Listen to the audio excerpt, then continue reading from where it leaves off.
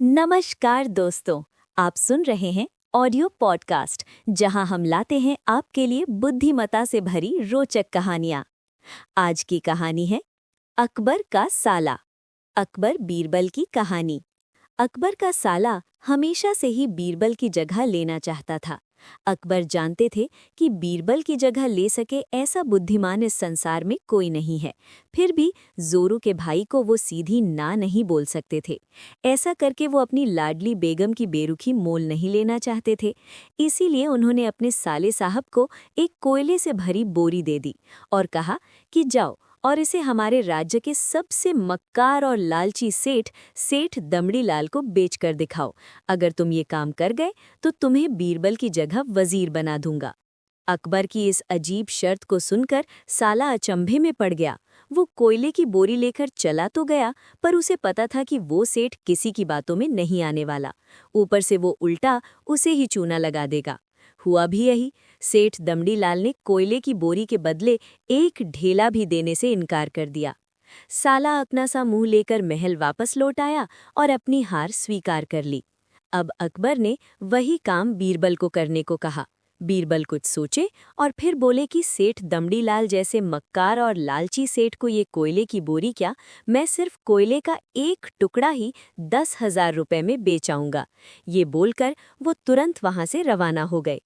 सबसे पहले उसने एक दर्जी के पास जाकर एक मखमली कुर्ता सिलवाया, हीरे मोती वाली मालाएं गले में डाली, महंगी जूती पहनी और कोयले को बारीक सुरमे जैसा पिसवा लिया। फिर उसने पिसे कोयले को एक सुरमे की छोटी चमकदार डिब्बी में भर लिया। इसके बाद बीरबल ने अपना भेष बदल लिया और एक मेहमान घर में रुककर इश्तिहार दे दिया कि बगदाद से बड़े शेख आए हैं जो करिश्माई सुरमा बेचते हैं, जिसे आंखों में लगाने से मरे हुए पूर्वज दिख जाते हैं और यदि उन्होंने कहीं कोई धन गाड़ा है तो उसका पता बताते हैं।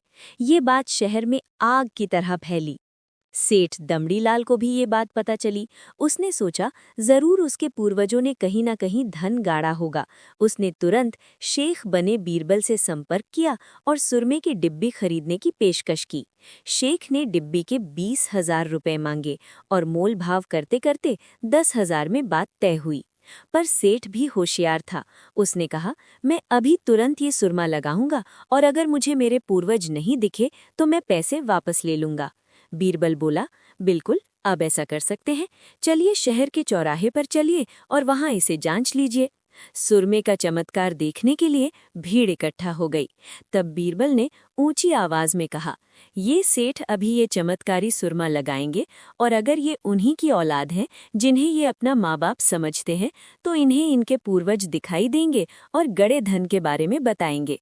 लेकिन अगर आपके माँ बाप में से किसी ने भी बेईमानी की होगी और आप उनकी असल औलाद नहीं होंगे तो आपको कुछ भी नहीं दिखेगा। और ऐसा कहते ही सेठ ने बीरबल की आंखों में सुरमा लगा दिया।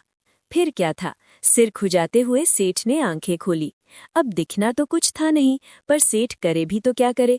अपनी इज्जत बचाने के लिए सेठ ने 10,000 रुपए बीरबल के हाथ थमा दिए और मुंह फुलाते हुए आगे बढ़ गए। बीरबल फौरन अकबर के पास पहुंचे और रुपए थमाते हुए सारी कहानी सुना दी।